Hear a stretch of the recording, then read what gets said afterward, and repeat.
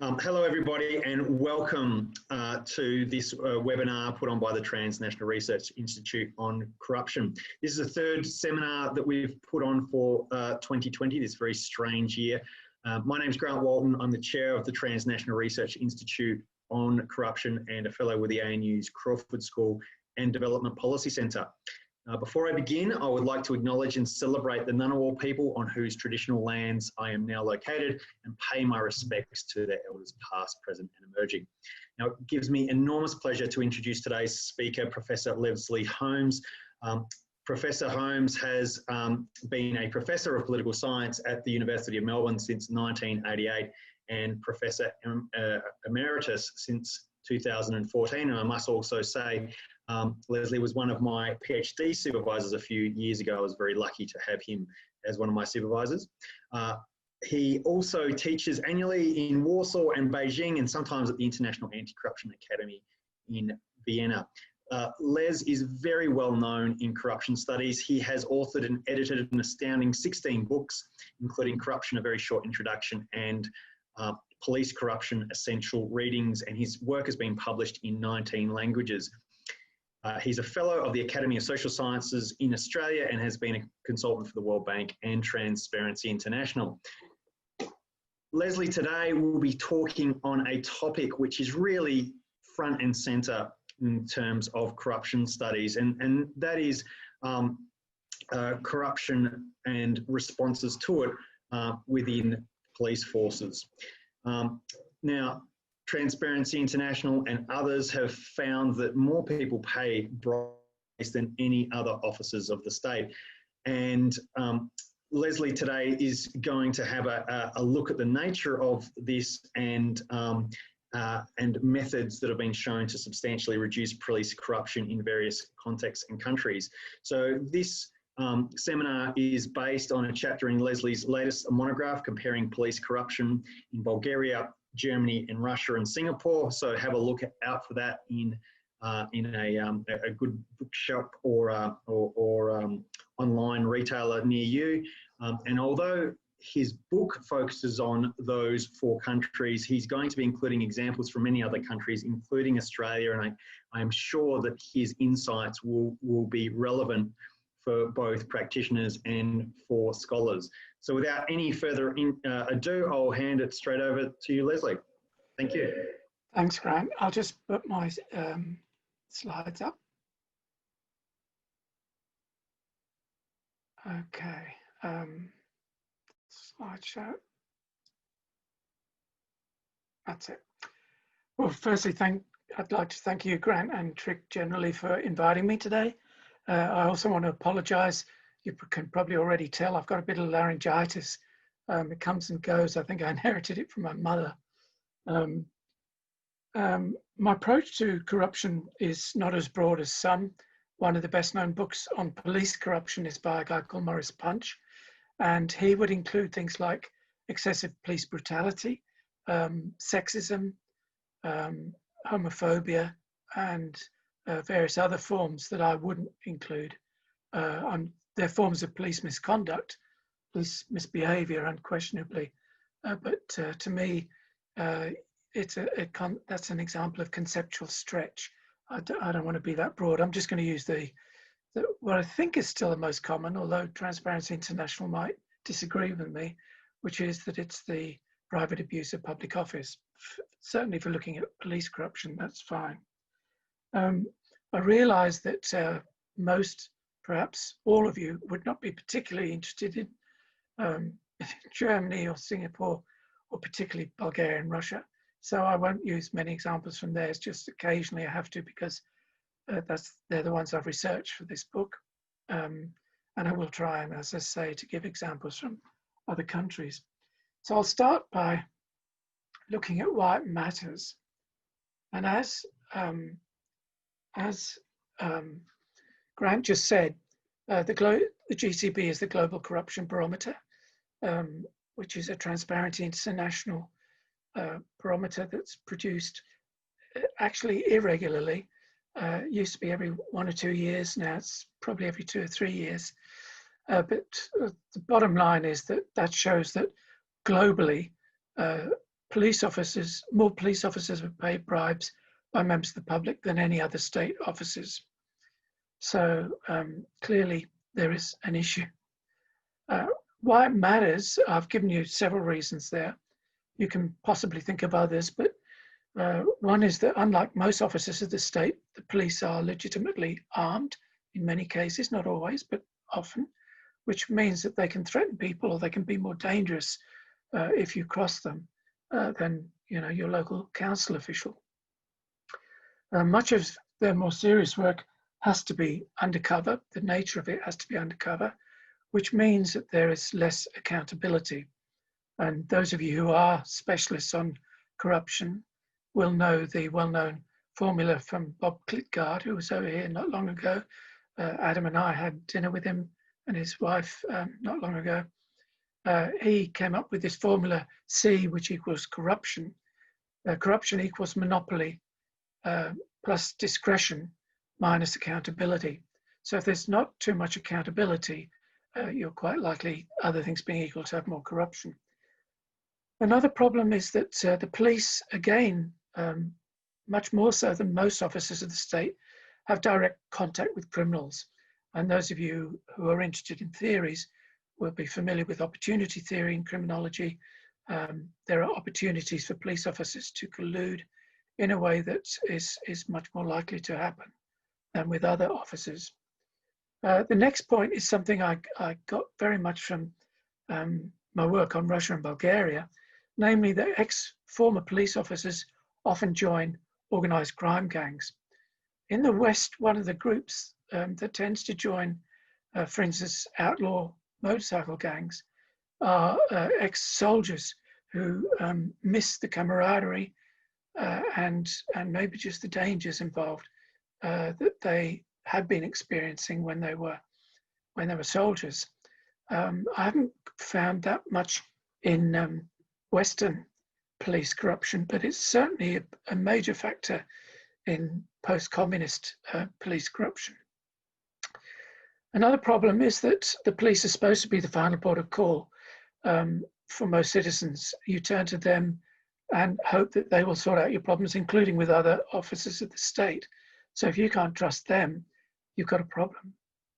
And this question of public trust has knock-on effects. For instance, David Bailey, one of the most well-respected long-term analysts of police corruption, has made the point that if the public doesn't trust the police because of corruption, they're much less likely to report things to the police or to collaborate with them. And that in turn makes it hard for the police to fight crime, which in turn is likely to increase crime rates. Trust and human rights, one of the areas I work on for research is human trafficking. And if trafficking victims believe that that some police officers are actually colluding with their traffickers, they're not going to trust the police, and they're not going to work with the police and with the state to bring down trafficking networks. Social impact, if the police are, for instance, turning a blind eye to drug dealing in return for bribes, that can increase the level of drug addiction in a society. And we all know that drugs, including alcohol, are a major factor in the committing of crimes. And finally, at its most extreme, a state can become increasingly delegitimized if the population considers their police very highly corrupt. Just a nice little picture that I found on the web.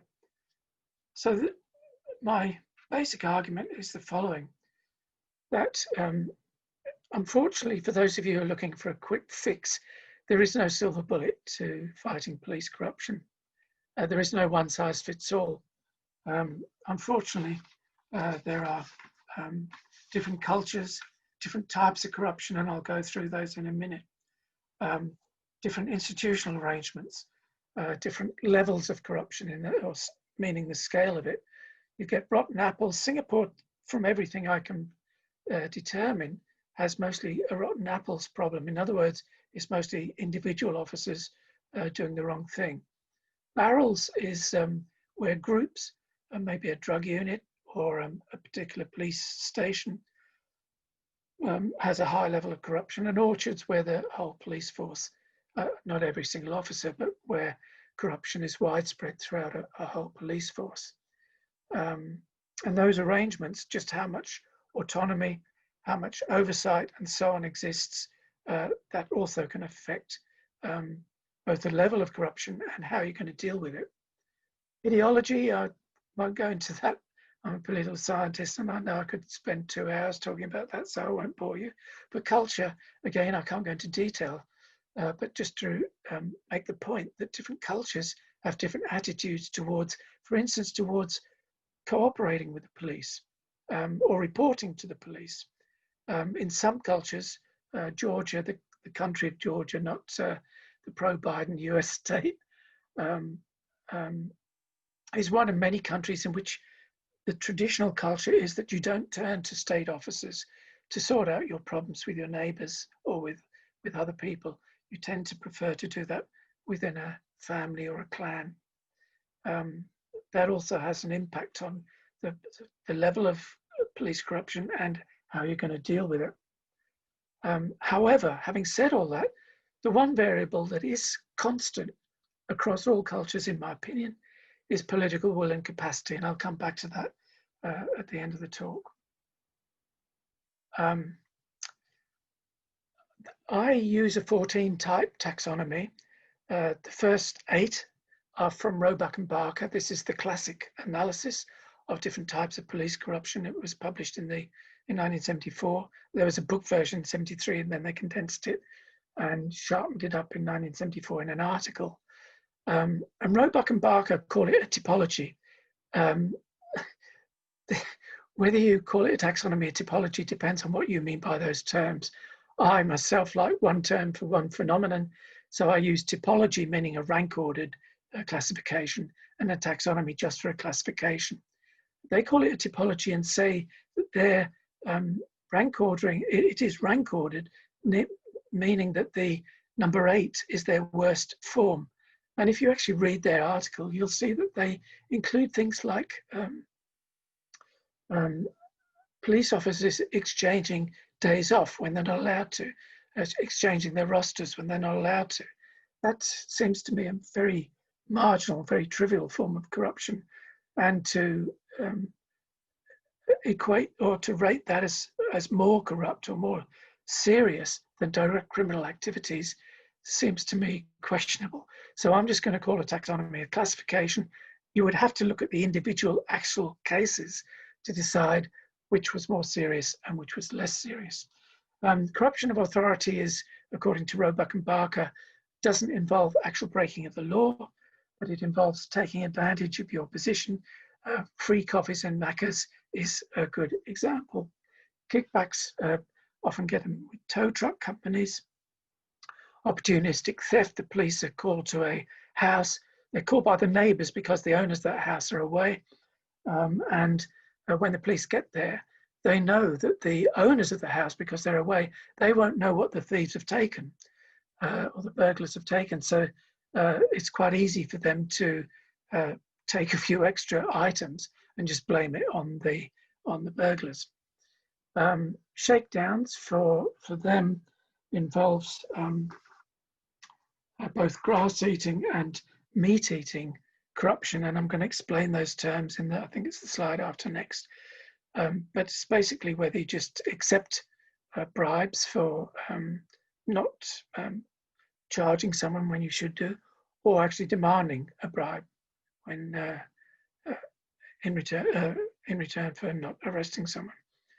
I think the others are fixes you might not have come across. There's 2 kinds of fixes for them: either losing evidence, again in return for some reward, or dropping charges in return for a bribe. I think direct criminal activities and internal payoffs, some of the internal payoffs can be more serious than the type I just outlined. For instance, if a particular beat, a particular area is known to have a lot of drug dealers, then police officers will sometimes pay each other to be accorded that beat, because then the police officers working that beat are likely to be able to secure a lot of income illegitimately from the drug dealers for turning a blind eye. In the 1980s, Morris Punch added a 9th version, flaking and padding. This relates to something called noble cause corruption, which again, if you haven't come across that term, I'll explain in a second. The term, I'm told by my AFP colleagues in Australia, is bricking up. We don't use the terms flaking and padding so much, but I will explain that in a minute. Inappropriate assistance, for instance, helping someone to get a job in the Ministry of the Interior, for example, in return for a bribe, using your official office to give them a letter of recommendation, which is quite inappropriate. Procurement really can be a very serious issue, but I have to tell you of my favorite case, which is the Polish police officers. A particular region in Poland needed new police cars, and this was sent out to tender, and eventually the order, the contract, was given to a Romanian car manufacturer, not one that I'd heard of. It wasn't Dacia, for instance, but anyway, and the cars were delivered on time. They looked just the job, beautiful paintwork and so on. There was just one small problem, which there was an accessory missing. The accessory was the engine. None of these cars had any engines. And the Romanian manufacturer said, sorry, we've just had a big run on this model. They will be coming. Eventually the engines did turn up, but it was soon discovered that the police officers had been bribed to accept the Romanian offer, and the Romanians knew that they were unlikely to be able to deliver the goods, at least in full, on time. And the Polish police officers really got their knuckles wrapped. Fraud.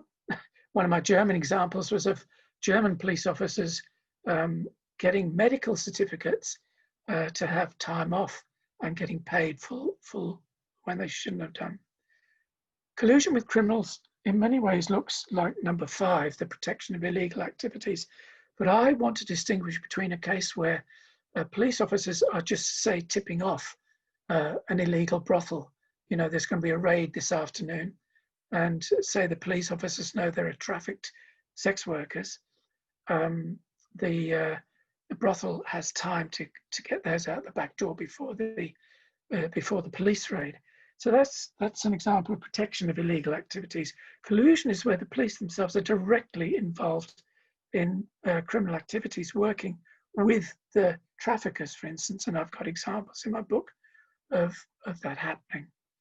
Internal cover-ups, and that inappropriate assistance, it looks the same as 10. What I mean, it's internal inappropriate assistance where police are helping each other in a way they shouldn't. Some key terms, those of you who work on corruption will be familiar with. Arnold Heidenheimer, often called the grandfather of comparative corruption, not specifically police corruption, who talks about black, white, grey, and then at the beginning of this century he broadened that to include what he calls polychromatic corruption. I'll do black, white and grey and then explain polychromatic. Black, white and grey corruption. Black corruption refers to where elites and the general public agree this is corruption, it is serious, it deserves punishment. White corruption, elites and the general public agree technically this is corruption, but it's pretty minor. A lot of people are benefiting and it shouldn't be punished. Grey corruption, people disagree. And polychromatic corruption is Heidenheimer refining his own approach and saying the threefold approach isn't sophisticated enough, it's not refined enough. And in fact, there are many, many shades of grey. So that's all what he's talking about. Grass eating and meat eating, probably the most widely cited commission report on police corruption in the English-speaking world, at least, is the Knapp Commission's report of the early 70s, working on the New York Police Department. Some of you are old enough to remember there was a movie, Serpico. I think Al Pacino played Serpico. When I asked my postgraduate students, none of them have ever heard of this movie, but Serpico was a real police officer in the New York Police Department who blew the whistle and set up a NAP commission, and they found there was considerable corruption in the New York Police Department, but distinguished between police officers who would take a bribe if offered.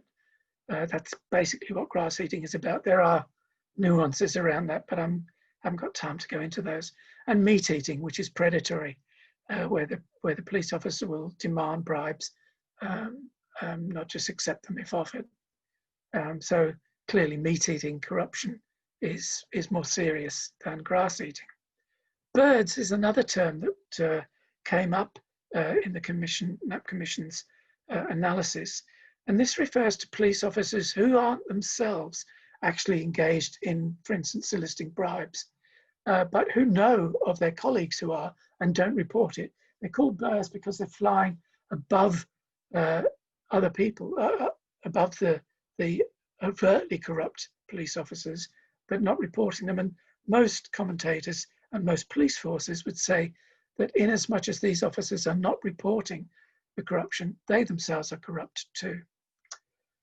One of the biggest problems in dealing with police corruption is the blue wall or the blue curtain, the blue code or the blue shield. Depends who you read. There are at least those 4 terms of silence, equivalent to the Sicilian Mafia's omertà, code of silence. You must be loyal to the brotherhood, and I deliberately use a male-oriented term because the very, very limited research we have, for instance, by Marilyn Corsianos in the United States, suggests that, at least in the US, police corruption amongst women tends to be the rotten apples type, just primarily just 1 or 2 individuals, whereas the male police corruption tends to be the rotten apples, the rotten barrels, the groups.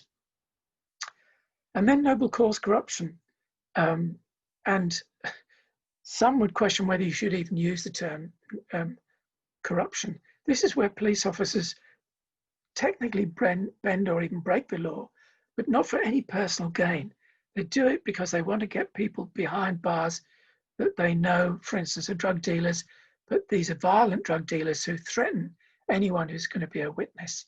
So this is whether you want to call it corruption or not is up to you. Reference to another movie, at this time Clint Eastwood, not Al Pacino. Clint Eastwood, probably his best known role, or one of them, is as Dirty Harry. And this is sometimes called the Dirty Harry syndrome. Again, police breaking the rules, not for personal benefit, but because they want to get the bad guys behind bars, but often don't have actually the legitimate evidence that they would need to get those people behind bars. Okay, now I'm going to have to, because of time, go through these quickly, but I'm just want to show you the sheer range, and I'm not even claiming this is totally comprehensive. I think it covers most forms. It's based on my research, and using other people's research. It covers most things, but if any of you have got any obvious gaps, I'd be very happy to hear, because I haven't submitted the final manuscript yet. I can still add things I've missed. Let's go through them. Okay, firstly, have laws. For instance, minimizing ambiguities, defining corruption. Different states define corruption in different ways. That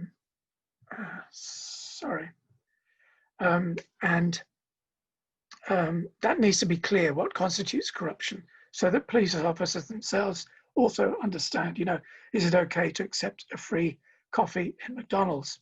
And actually different jurisdictions have quite different approaches to that.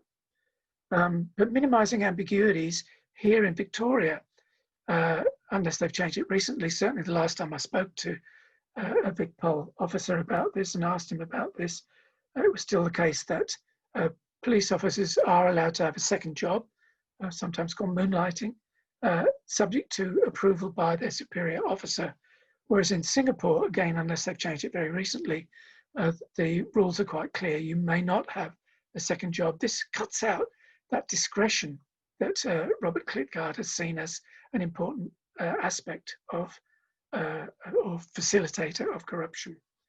International conventions, you can see whether states are signing up for them, ratifying, and most importantly, implementing. Often countries will sign up, ratify, but then do very little actually implementing them. And I've given you a couple of things that those of you who are interested, you can always write to me afterwards if you want more details on this. UNCAC is generally seen as the gold standard of anti-corruption, not specifically police corruption, but all forms of state officer corruption, adopted in 2003 and effective 2005. Probably the most interesting one is Greco, because Greco is a body that's set up by the Council of Europe specifically to investigate corruption.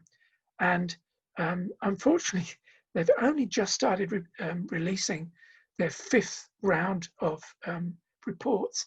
And what they do, they investigate cases by type of officer. And round 5, which is the current round, is the first time they've looked explicitly at police officers. And it's interesting that Germany, which is, as you know by now, one of the countries I've focused on, has been very untransparent about.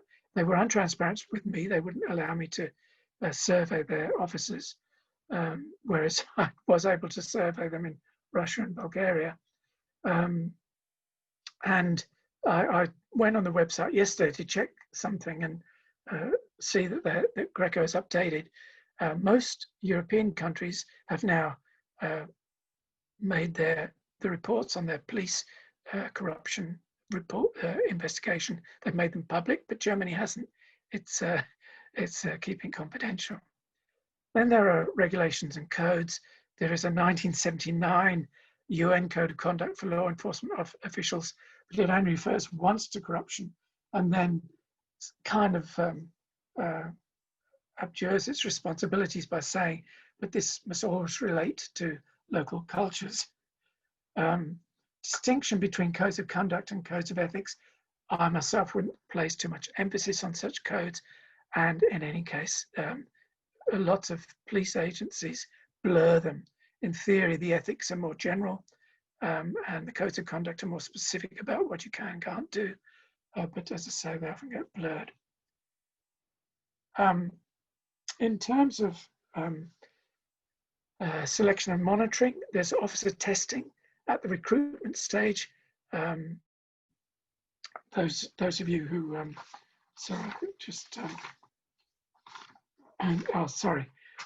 those of you interested in criminological theories will have come across differential association theory. My mind just went blank. It's not a term that springs to mind necessarily.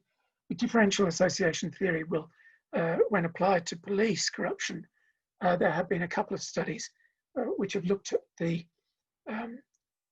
kinds of people that recruits had been interacting with before they joined the police. And at the recruitment stage, the recruiters need to find out if you've been dealing with criminals before attempting to join the police. But psychological testing needs to be ongoing. We know from numerous empirical analyses that the longer the police officers are in office, the more likely they are to start going down the wrong road, the wrong path. And then lifestyle. James Wood is one that I've come across who's advocated this for Australia. Your police sergeant is suddenly seen driving a Ferrari. Pretty stupid. I mean, you try to be a bit more subtle, maybe only a BMW. If this raises suspicions, there can be lifestyle monitoring. Could be that they won at Crown Casino if they haven't been shut down yet. Or, you know, they had a great aunt who left them. It's perfectly legitimate reasons why that car might have been purchased, but it should ring bells. ACA stands for anti-corruption agencies. And there are people who argue that these should be, that the best anti-corruption agencies are in-house. I strongly disagree with that.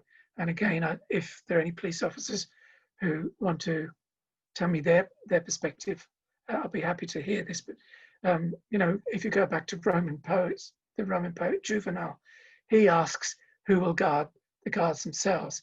You know, who's going to keep an eye on those who are supposed to be keeping an eye on the rest of society? And I am a strong believer that if you want an effective anti-corruption agency, one aspect of its effectiveness must be independent of the police themselves.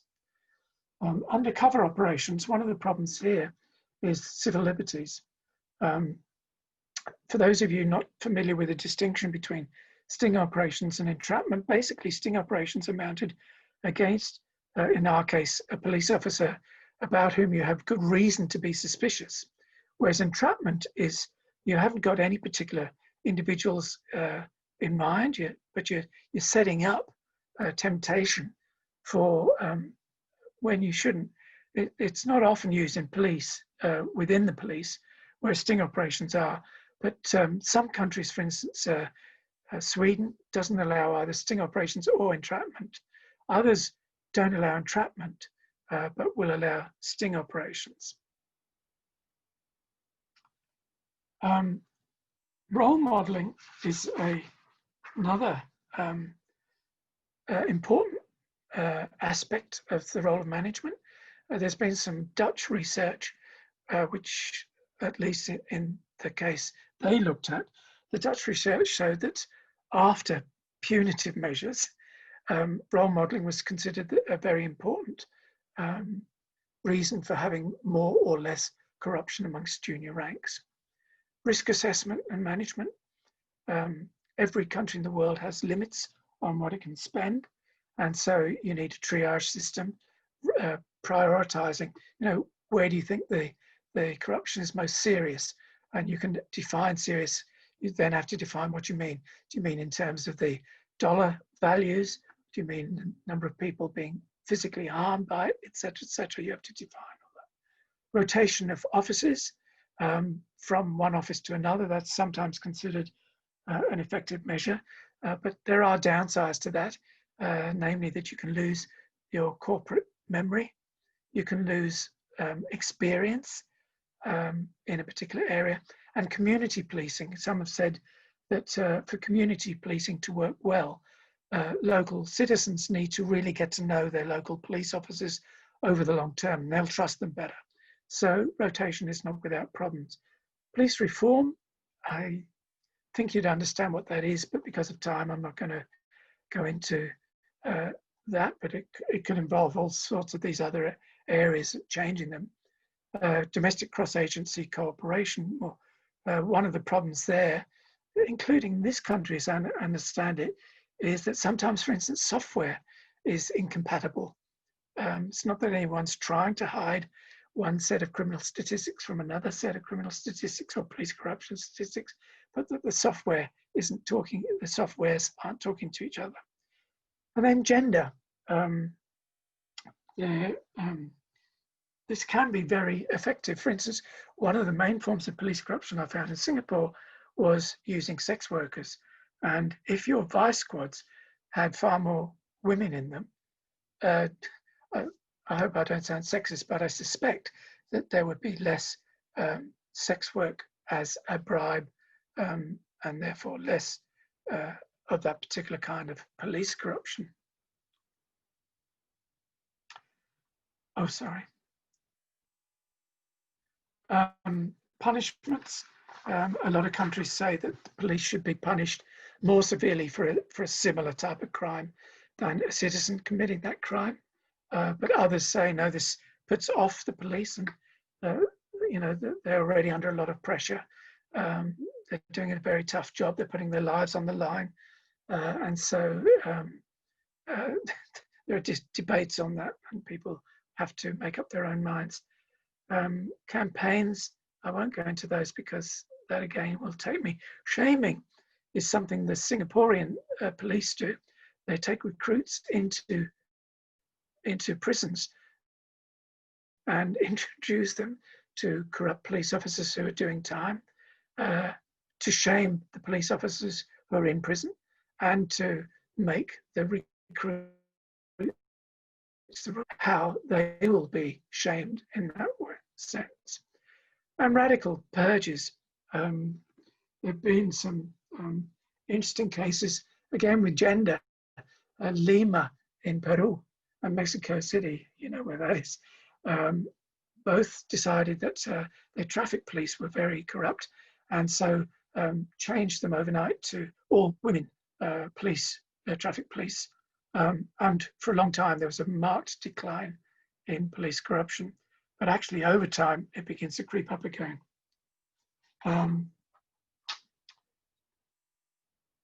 Improving conditions in Australia, we probably don't think of this, but in a lot of developing countries, the conditions of the police, they're not even paid regularly, let alone enough.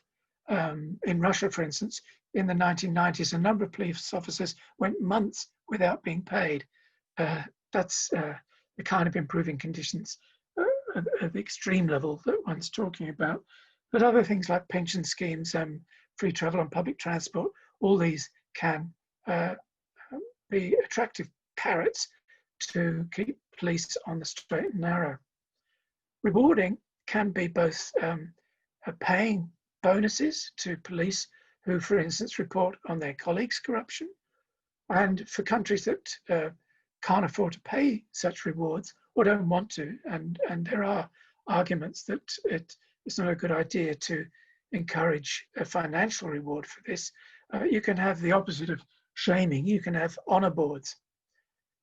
Whistleblowers, unfortunately, there's a big problem in many countries because whistleblowers themselves often come off worse than the people on whom they blow the whistle.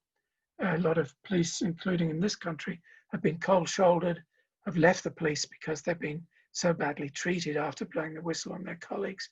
Witness protection schemes are expensive, and often, again, they can backfire and be worse for the witnesses than for the people against whom they're testifying. Where police corruption is really widespread, you can have amnesties. Now that can, I know the World Bank, I proposed this one time to a World Bank team that asked me for advice, and they said, no, we just couldn't do that because citizens will say, well, look, you let him get off. My view is that if within, say, 6 months, you've got clear indication that it's working, then go for it. This is something else I came across an example, reducing fines so that people are less likely to offer bribes to get off them. Most of these are fairly obvious. Drones, Bulgaria has actually used drones for spying on police officers at border crossings, though to my mind, they can't be that effective. Drones are pretty obvious. They make a noise. Online payments and procurement, that again can overcome a lot of the procurement problems. And computer-based intelligence, but again, even within one country, jurisdictions not talking to each other. I mean, the software not talking to each other, let alone overseas.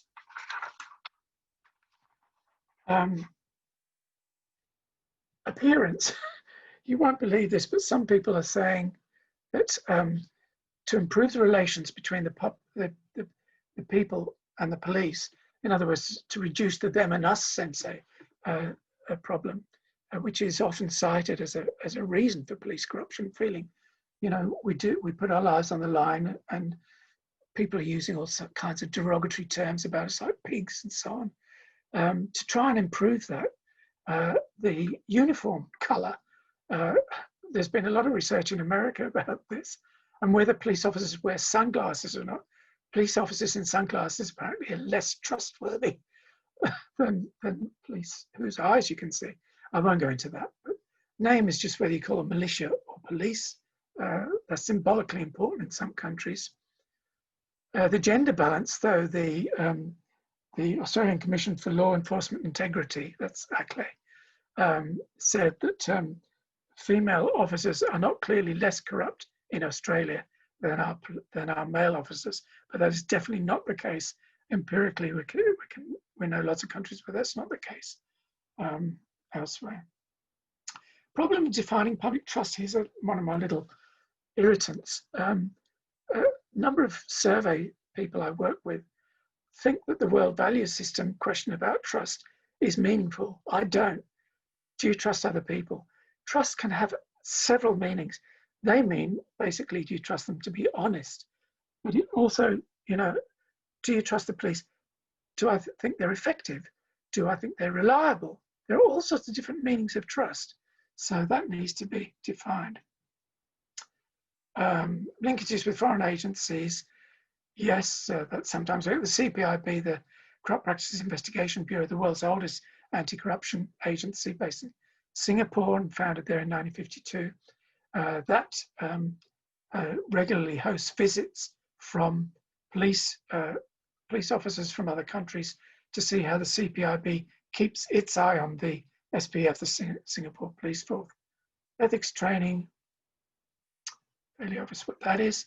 The role of civil society is important, but unfortunately things like the mass media and NGOs in many countries, certainly countries I'm looking at for my book, both the mass media and NGOs have been subjected to more and more restrictions in recent years. And when I say, you're probably thinking, yeah, he means Russia and Bulgaria. I actually also mean Germany. There have been a lot of German reports by journalists arguing that their rights to investigate police and report on police corruption have been withered away. Technology, dash cams, mobile phone cameras, cell phones, and so on. These are all ways in which the public can keep a better eye on potentially corrupt police officers. And improved interaction between the state and the public. Again, community policing can help that.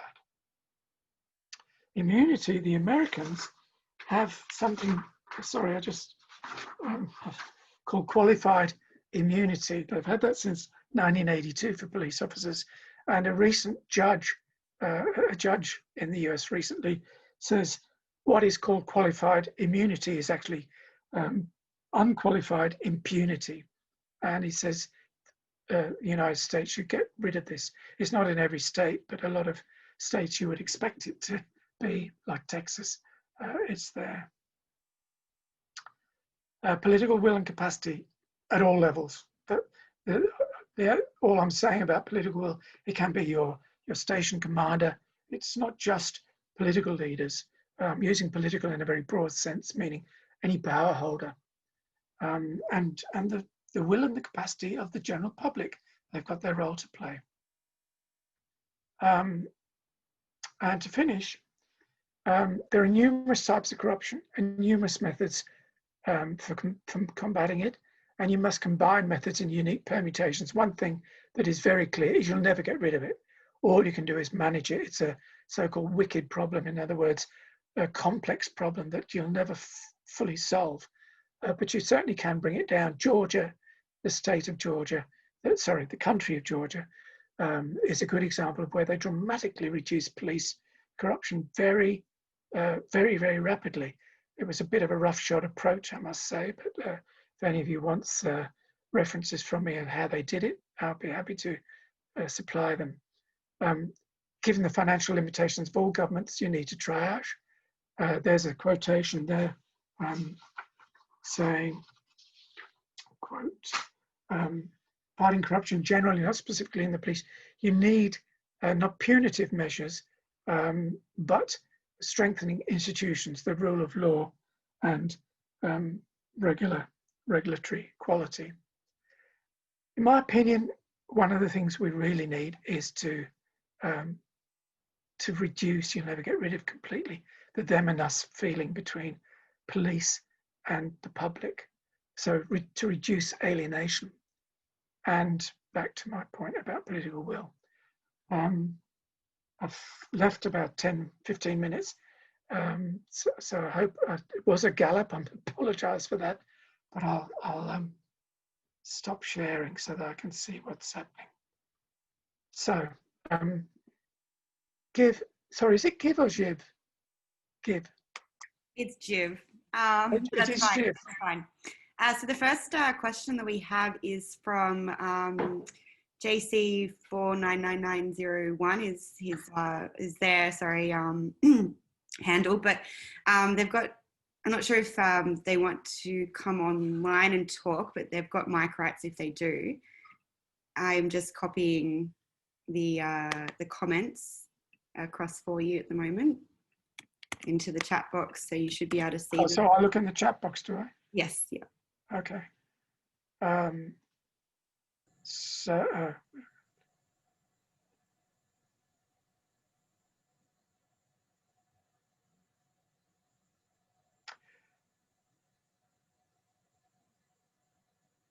Yes, the PNG JC499901, I totally agree. I think your country's got a much worse problem, but it is growing. I mean, it's clearly a major problem in the United States. It's not only in developing countries. Unfortunately, I'd have to say that it is a growing problem even here in Victoria, although compared with other countries, and Grant obviously knows dramatically, vastly more than I do, let alone what you know about your own country, about PNG. But yes, this is a serious problem. That the trouble is, solving that is not easy. I mean, if you've got a lot of criminal activity and the criminals themselves are heavily armed, then you need your police to be armed. I think what the usual solution, to the extent that anything will really solve it, is to say that you need a few test cases of police brutality leading to major punishments, including jail time for police that overstep the mark. A few examples of that should have some positive impact, but I agree, it is a real problem. So that's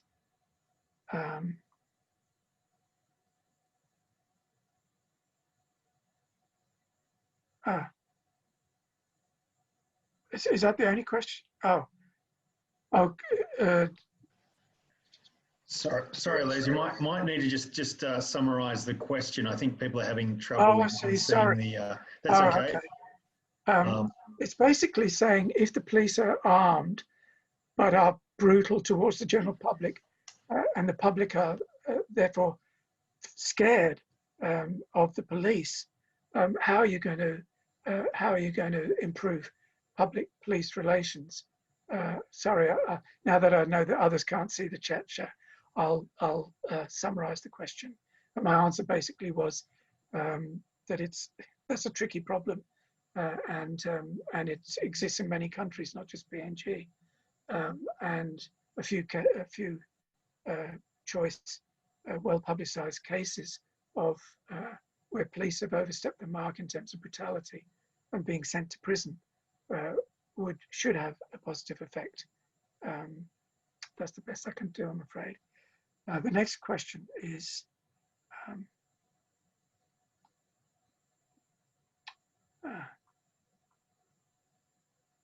could I expand on the reliability of polygraphs as a measure?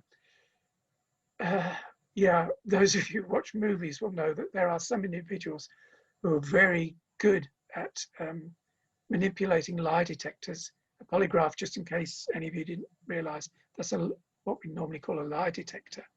Now, police services that use polygraphs usually only use them as a supplementary measure. And most countries won't allow polygraph evidence, for instance, in court cases. It's only as a backup, because there are problems, there's no question. But the countries I've looked at, that I think 3 of the 4 do use them still, including when they suspect police corruption. But yeah, you wouldn't want to place all your evidence on those. The drone units in Bulgaria is interesting. Was that a large program? No, it wasn't large. And in fact, it was more targeted towards customs officers. But to give you some idea of how serious the problem is, before I go into the drones, Bulgaria, along with Romania, their admission to the European Union was delayed In 2004, many post-communist states, Slovenia, for instance, and Lithuania, Estonia, Czechia, Poland, Hungary, they were all admitted to the EU. Bulgaria and Romania were blocked for the simple reason that they were told they still had far too much corruption and organised crime. In 2007, they were allowed, they were admitted, but the EU set up a new agency to report on the anti-corruption activities of those two countries for the next indefinite period. Excuse me, these reports were every 6 months.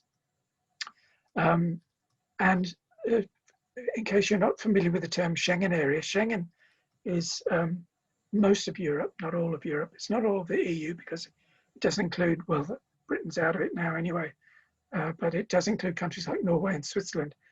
This is an area in which once you're in that zone or area, Schengen, you can travel freely without showing your passport, in theory. It's all been affected by COVID, but normally. And Bulgaria and Romania have been trying to get into that since at least 2011. They thought they would get admitted. The countries like the Netherlands, France, Germany in particular, have been blocking that on the grounds that customs officers and police on the border are still far too corrupt and will let in criminals who bribe them to let them in. And of course, once those criminals are inside the Schengen zone, they can freely move to Italy or Germany or France or Norway or Sweden, wherever. So they've used drones. I've actually only found one article on this, and it didn't report the scale in any detail, but it was a 2019 article, which tells me that, and it said recent. So whether they're going to expand on that, I don't know. But other countries are using drones for monitoring organised crime gangs. But again, drones are fairly noisy in my experience. They're probably not the best form of monitoring, but you know, we're looking at as many methods as possible. It's just part of the mix. Police corruption and erosion, being able to call it out.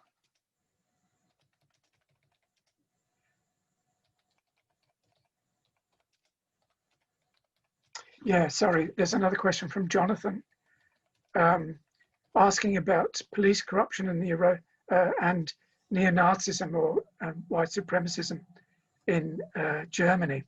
There's no question there is a lot of that, and I suspect that the Greco, which does use a broad definition of police corruption and will include police essentially defending or certainly not hunting down white supremacists, being sympathetic towards white supremacists. I suspect that that's one of the embarrassing aspects of the Greco report on German police corruption that explains why that German report is not available to the public, unlike the French or the Swedish or any of the post-communist states, Estonia, Latvia, Lithuania. They've all published their reports. So I think you're absolutely right. There is this fear of growing neo-Nazism amongst a small section, I hope, of the German police force. It's the same problem, of course, in the United States, where, again, a number of police officers have been shown to be sympathetic towards white supremacists.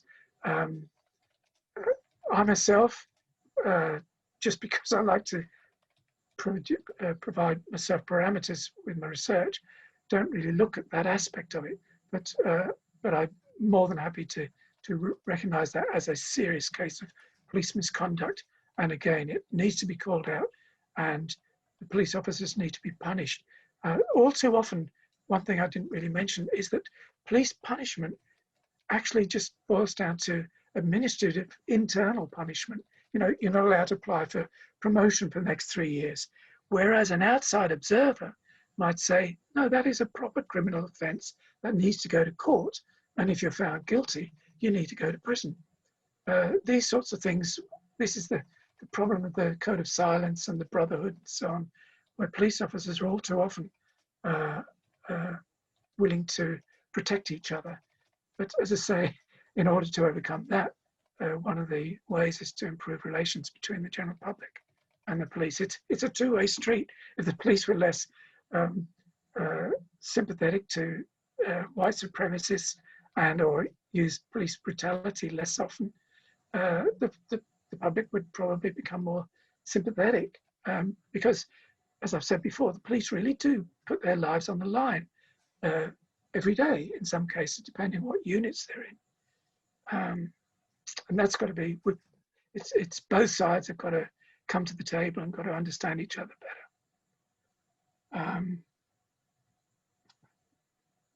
I think that's all my messages.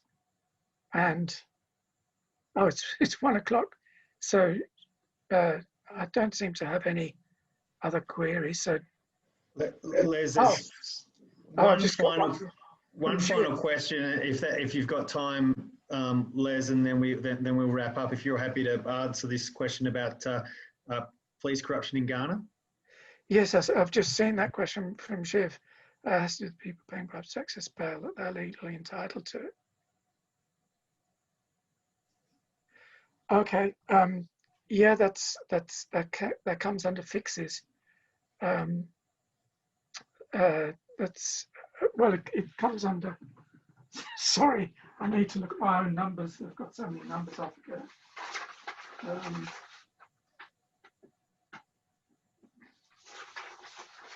Oh dear, all my papers have dropped them on the floor. But it's where police will accept bribes for, it could be under inappropriate assistance. Actually, that's a good example. I might add that if you don't mind, Shiv. Have you published anything on that? Not yet, but. Sorry, that's from Moses. Yeah, Moses. Yeah, he's good. Yeah, I've cited Moses in my book. Oh wow. I can, if Moses would like to, he does have mic rights and he can speak. Oh right. Directly if he's. Yeah, I can see he's online, but he's not speaking. Does he know how to speak? Oh. Hello. Hello, Moses. Yeah. I'm being asked about paying bribes to access bail, and that you've written about this. Yeah, I think there is currently something ongoing. It's not been published yet. Yeah, but it was some interesting results which actually struggled to classify it. So I made it kind of a typology, a new typology that is kind of emerging from my work. And yeah, even my examiners actually said, yeah, it's something that they wouldn't know exactly where to classify it. And I just wanted your opinion and your views on it, having done a lot of research in that area.